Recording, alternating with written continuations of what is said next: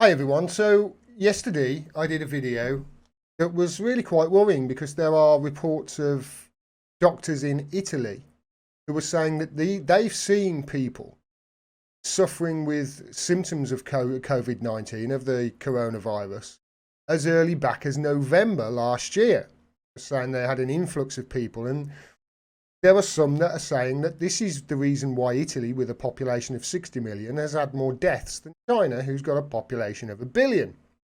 They're basically saying that started out in Italy first. Now, in northern Italy, I know that there's a lot of Chinese labour who are working in their factories up there. So I don't know how that plays into it. But you should go and see the video, check it out, and see what you think of the doctors there saying, we saw these symptoms back in November in Italy.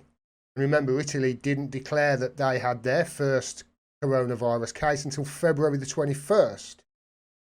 So what I'm thinking is, if that's the case, we're way behind the curve. And there is a report in the Financial Times today that I am going to show you right now, which will muddy the waters probably even more. Coronavirus may have infected half of UK population. Oxford study. New epidemiological model, that's easy for me to say, suggests the vast majority of people suffer little or no illness. So this is in the Financial Times. Read it. The new coronavirus may have already infected far more people in the UK than scientists had previously estimated, perhaps as much as half the population, according to modelling by researchers at the University of Oxford. And Don was just saying in the chat, he's rang the 111, the NHS helpline, and they said they're not testing anymore. And I've just watched the TV report, the daily update from Boris Johnson, essentially saying that, it looks like they might have found a test whether you've actually had the virus or not.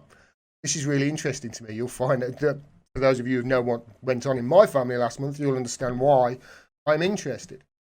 But this article goes on to say, if the results are confirmed, they imply that fewer than 1 in 1,000 of those infected with COVID-19 actually become ill enough to need hospital treatment. And obviously only a fraction of those go on to die. And that was said by Sunitra Gupta, who's Professor of Theoretical Epidemiology, who led the study. The vast majority develop mild symptoms or none at all. So they're saying only 1 in 1,000 is hospitalised. Quote, we need immediately to begin large-scale serological surveys, antibody testing to assess what stage of the epidemic we're in now. I think that's what they were talking about in the conference today, wasn't it? About this test that they'd got to test the symptoms. And it's true, doesn't it? The modelling by Oxford's Evolutionary Ecology of Infectious Disease group indicates that COVID-19 reached the UK by mid-January at the latest. Again, this fits in with Italy had it in November, not February.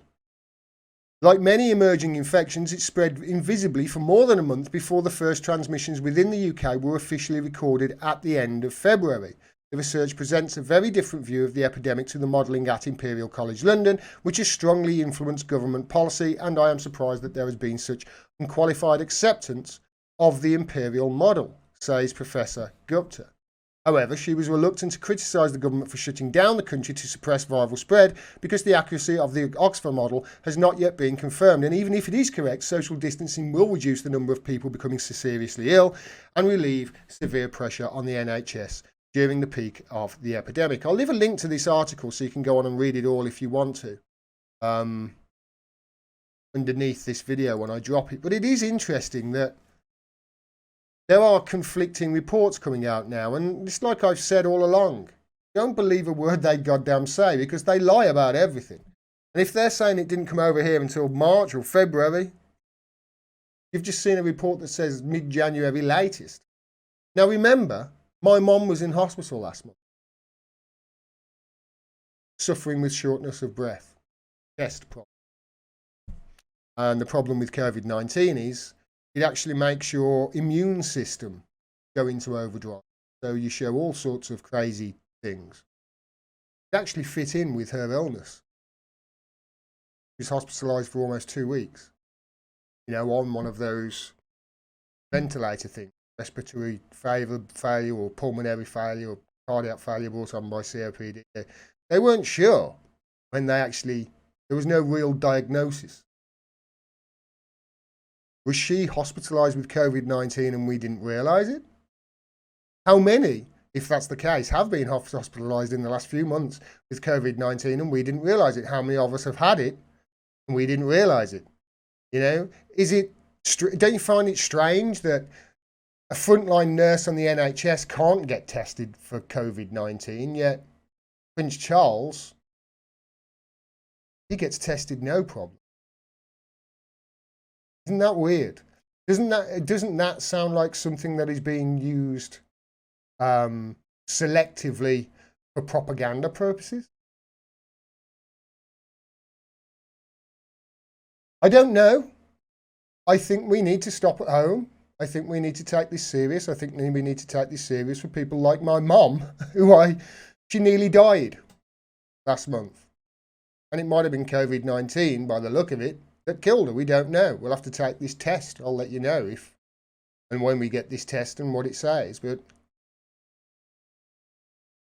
it is serious, and we need to protect the elderly. We need to protect those with underlying health conditions, and we need to protect the most vulnerable of our society. So we do need to take it serious and stop home and heed the advice, as that article does say. However, how many of us have got it? How serious is it? And remember, I showed you just yesterday how our own government, the UK government website, updated their high consequence infectious disease guidelines on the 21st of March, just 4 days ago, to no longer consider it to be a high consequence infectious disease. Are we being told a selective truth here? We've been told a pack of lies? Wouldn't be the first time, would it? Stay safe, everybody. Stay indoors, but keep an eye on this, because it looks like they're telling big porkies again, doesn't it? We'll see why, I suppose, in the coming weeks and months. I'll keep you informed at every step of